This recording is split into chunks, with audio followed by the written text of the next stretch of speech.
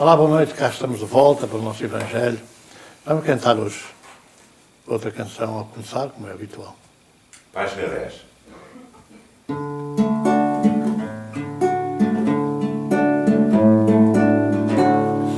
Ao escutarmos a voz da fome, sussurro triste desses sem nome, sangrando fundo pelo abandono que os faz partir mais cedo.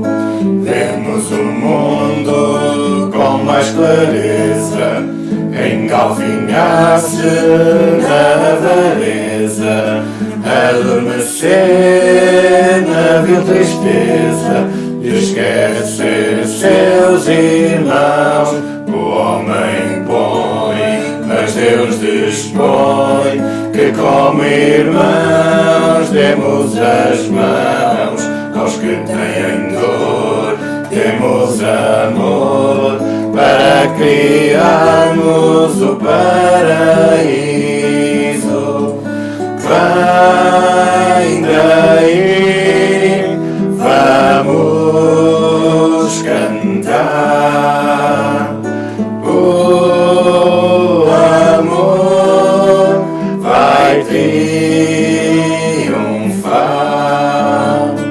Chega de longe a voz da esperança, chamando os homens para a mudança de sentimentos que o transportam para a maldade vil.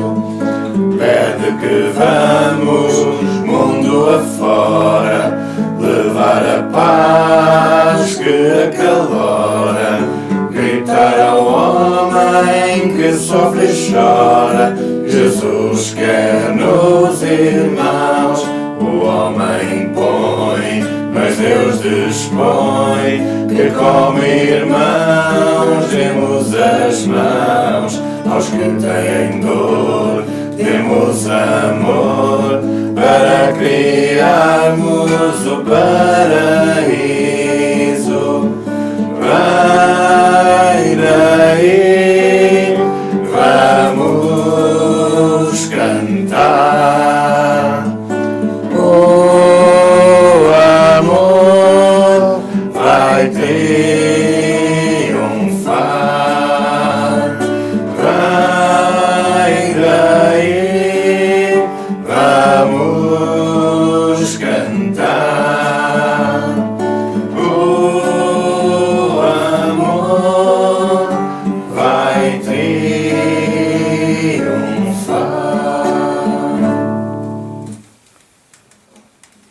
Senhor, pedimos que os nossos familiares, os nossos amigos, os nossos protetores, aqueles que nos ajudam no mundo espiritual, que se preocupam connosco, possam participar desta reunião no lar. Que todos em conjunto possamos harmonizar os nossos pensamentos, os nossos sentimentos e criar um ambiente à nossa volta propício à correção dos nossos erros, ao aperfeiçoamento dos nossos sentimentos. Seja connosco esta noite e nos abençoe o nosso Evangelho.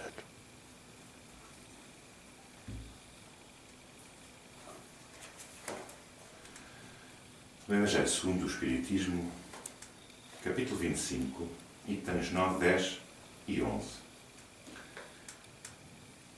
Não vos afadigueis pela posse do ouro. Não vos afadigueis por possuir ouro, ou prata, ou qualquer outra moeda em vossos bolsos. Não prepareis saco para a viagem, nem 2 fatos, nem calçados, nem cajados, porquanto aquele que trabalha merece sustentá-lo. Ao entrardes em qualquer cidade ou aldeia, procurai saber quem é digno de vos hospedar e ficai na sua casa até que partais de novo. Entrando na casa, saudai-a assim: que a paz seja nesta casa. Se a casa for digna disso, a vossa paz virá sobre ela. Se não for, a vossa paz voltará para vós.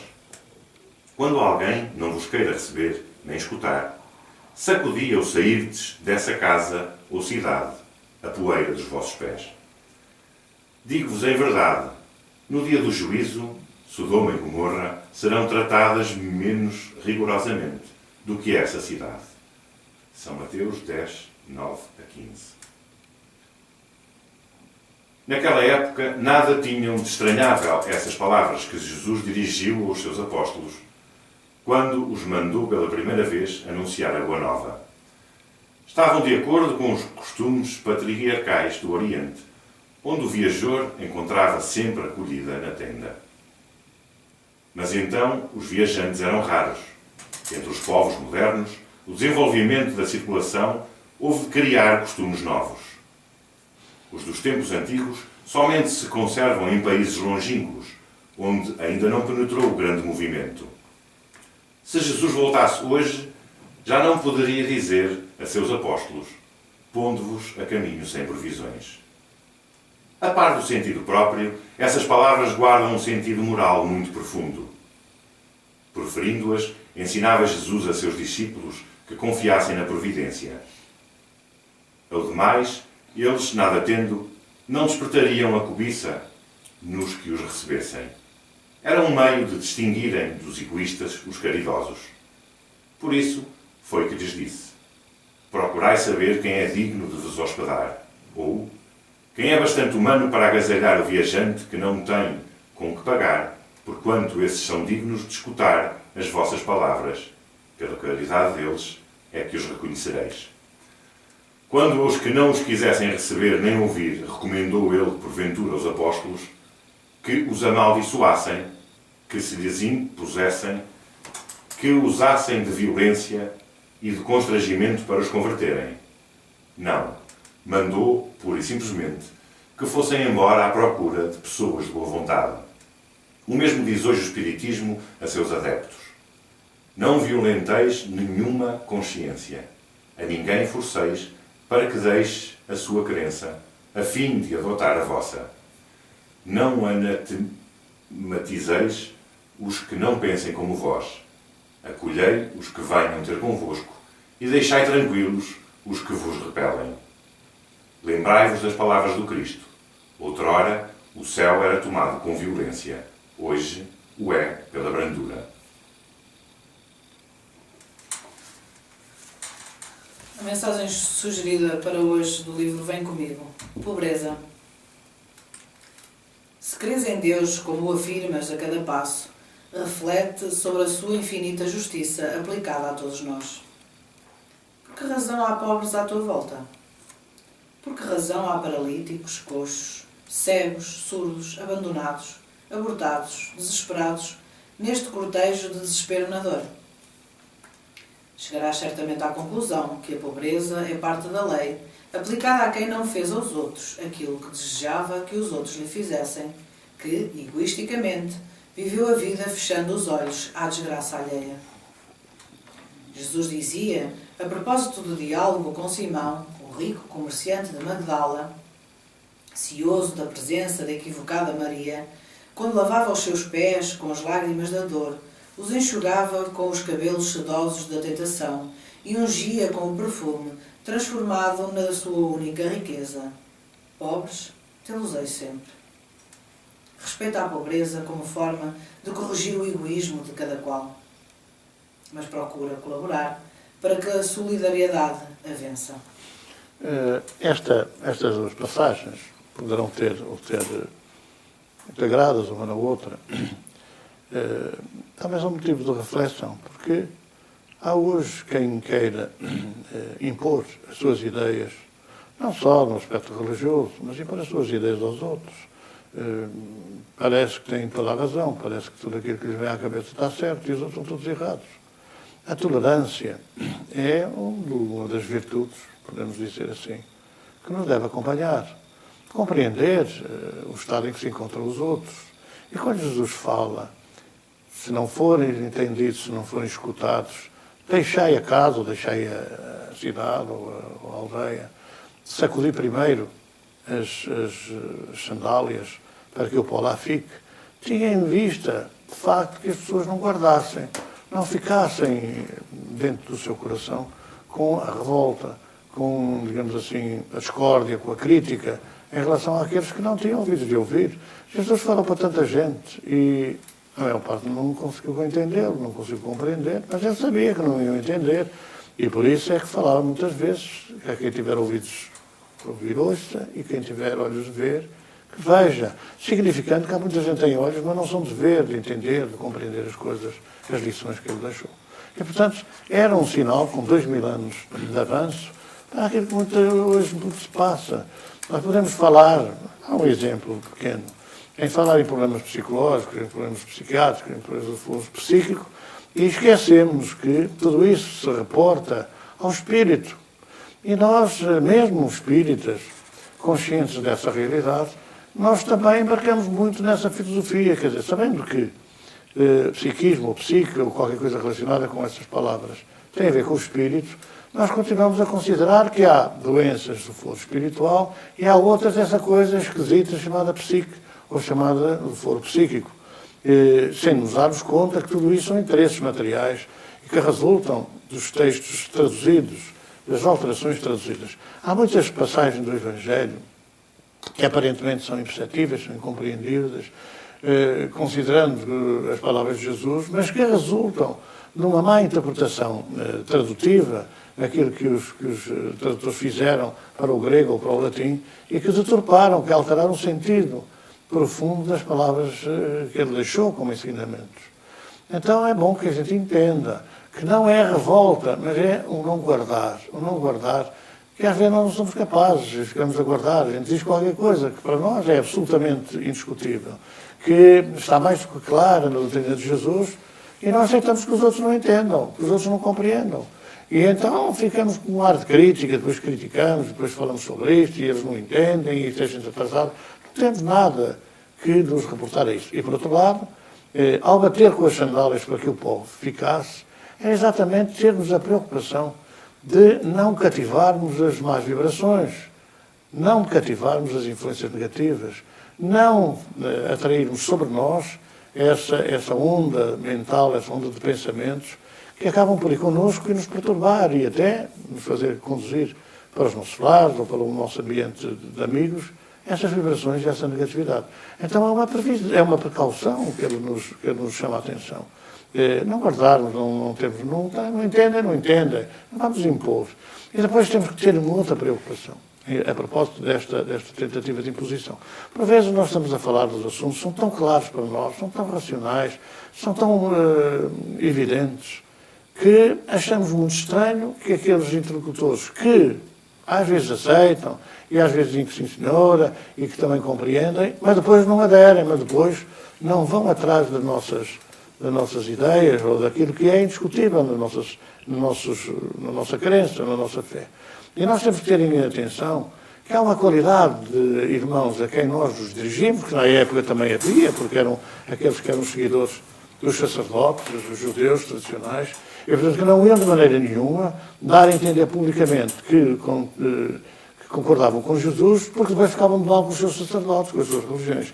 E hoje há uma casta de irmãos que se instala, que se considera nessa área. Aqueles que são os, não diríamos os bajuladores, mas aqueles que estão mais perto dos religiosos, que são mais ciosos da sua opinião, do seu julgamento, e que de modo algum vão publicamente assumir que concordam, que aceitam. Nós há anos fizemos uma sondagem a propósito de espiritismo e a propósito da inveja. E é curioso que 15% daquelas pessoas que nós ouvimos acreditavam no espiritismo e os outros 85% eram absolutamente opostos, críticos e até maldosos em relação à doutrina. Entretanto, em relação à inveja, 85% acreditava na sua realidade e 15% não acreditava. Sendo que a inveja é um movimento mental, de pensamento, que tem muito a ver com a sensibilidade, leia-se com a mediunidade. Portanto, as pessoas não sabem, as pessoas não entendem, não compreendem, não estão suficientemente esclarecidas. Ora, não podemos impor, que não sabem, não chegam lá, não podemos impor as nossas ideias. E temos que compreender que aqueles que estão mais perto dos religiosos, alguns até ministros da comunhão, alguns até catequistas, etc., não vão aceitar, porque não vão dar a entender aos seus superiores que, afinal, não concordam com as coisas. Hoje, uma percentagem elevadíssima de cristãos acredita na reencarnação. Acredita por causa do aspecto científico que começa a ser divulgado. Entretanto, continuam a ser religiosos que se opõem à reencarnação, que consideram que o dogma da vida é uma vida única e, portanto, que essa coisa da reencarnação não existe. Portanto, são estas contradições que nos devem fazer ponderar para não impormos nada a ninguém, para não querermos fazer prosélitos, para não querermos fazer seguidores, espalhar essa doutrina com toda a racionalidade possível, mas esperar que as pessoas estejam em condições de poderem abraçar as ideias do Cristo. Foi assim antigamente, foi assim até pelo exemplo do martírio, que por cada martirizado do cristianismo primitivo, uma boa dúzia de outros se convertia pelo exemplo que viam de sofrimento e de sacrifício naqueles que eram martirizados. Portanto, é esta a preocupação que a gente deve ter. É claro que a nossa pobreza material não é tão grave como a nossa pobreza de espírito. E é evidente que temos que considerar que os pobres ter-os-eis sempre. Jesus não queria só significar os pobres, porque Simão que queria mandar prender a Maria, Magdala, Simão era um pobre de espírito, embora fosse rico materialmente. Então nós temos que considerar também esta pobreza nessas duas vertentes. A vertente material, e isso concita-nos à solidariedade, mas que é mais triste ainda, a pobreza espiritual, que é esta crença que muitos têm de saber tudo e que depois demonstram claramente que não sabem nada. A pobreza é uma forma de resgate para para aqueles que são orgulhosos, que são egoístas, é uma forma de resgate.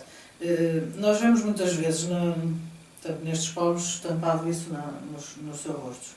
Mas acaba por ser não só a pobreza material, mas a pobreza espiritual. Grande parte deles acaba por ser as duas coisas. Sim, mas a pobreza espiritual pode considerar-se que é mais uma etapa da evolução. A pobreza material, sendo embora também uma etapa de evolução, mas é mais uma consequência dos atos praticados da vida que se viveu, porque nós vemos gente muito humilde, gente muito miserável, e, entretanto, espiritualmente acreditam. Aliás, não era por acaso que Jesus dizia que não foi a carne e o sangue quem te revelou, mas o meu Pai que está nos céus. Quer dizer, há muita gente hoje humilde do campo, não percebe nada, culturalmente até, enfim, em termos atuais, é muito atrasada, mas quando se trata daquele sentimento íntimo de que Deus existe, que Deus é bom, que Deus é justo, sentem, não é preciso estar a explicar por dados matemáticos nem por filosofias complicadas essa história, porque sentem aquilo. Isso é um dado de evolução, já aprenderam isso no passado, hoje estão resgatando nas dificuldades, mas já têm alguma evolução espiritual. Aqueles que são muitas vezes miseráveis e revoltados estão até como consequências um mau aproveitamento da riqueza, um mau aproveitamento, uma administração dos bens que lhe foram concedidos, e portanto, quer dizer, é de alguma forma uma forma perdoe-se uma repetição, uma forma de os acordar pela dor, pelo sofrimento, para uma outra realidade. Agora estamos preparados, não é? Serenar um pouco, libertar os ouvidos da nossa conversa e também os pensamentos e outras preocupações. Porque agora trata-se de ajudarmos as famílias mais desesperadas, de irradiarmos uns com os outros, fortalecendo-nos uns aos outros na nossa fé, aqueles que estamos sintonizados com Jesus, e podermos sincronizar às falanges socorristas as nossas vibrações. Então, meus irmãos, vamos pensar que temos muito ainda para dar, que temos esta alegria de conhecer Jesus, de tê-lo no nosso coração e entregar-lhes o nosso amor para com os que sofrem, a nossa ajuda vibratória para aqueles que vivem desesperados, caídos na estrada, caídos nos seus lares, em perfeito desequilíbrio, grande perturbação. Senhor, toma de nós a nossa oferta e que hoje seja um dia diferente para essas famílias.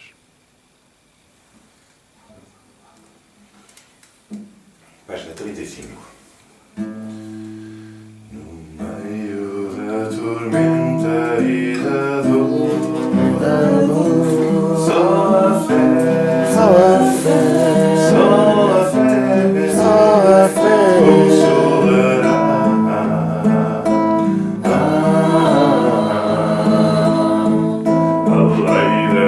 causa e efeito soará.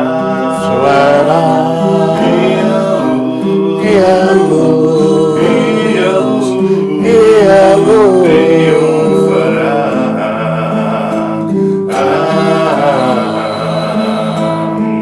Ao homem que tem de prosseguir, a errar sem parar, gritamos que resolveu ir, quando não vai sofrer até mudar.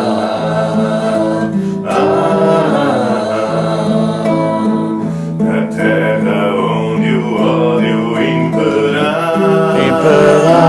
É o Senhor, É o Senhor, Salvador, Salvador, para acordar.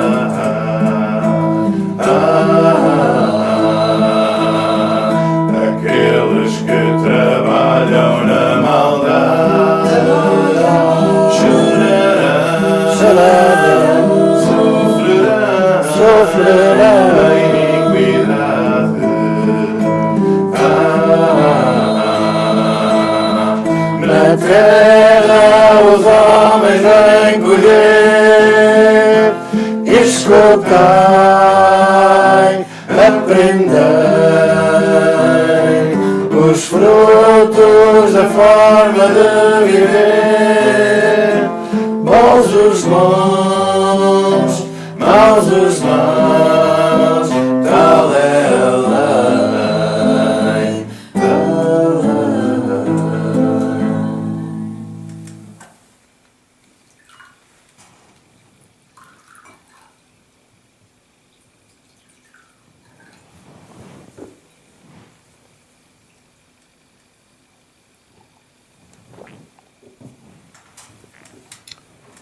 E ficamos por aqui. Muita paz, que Deus a todos abençoe.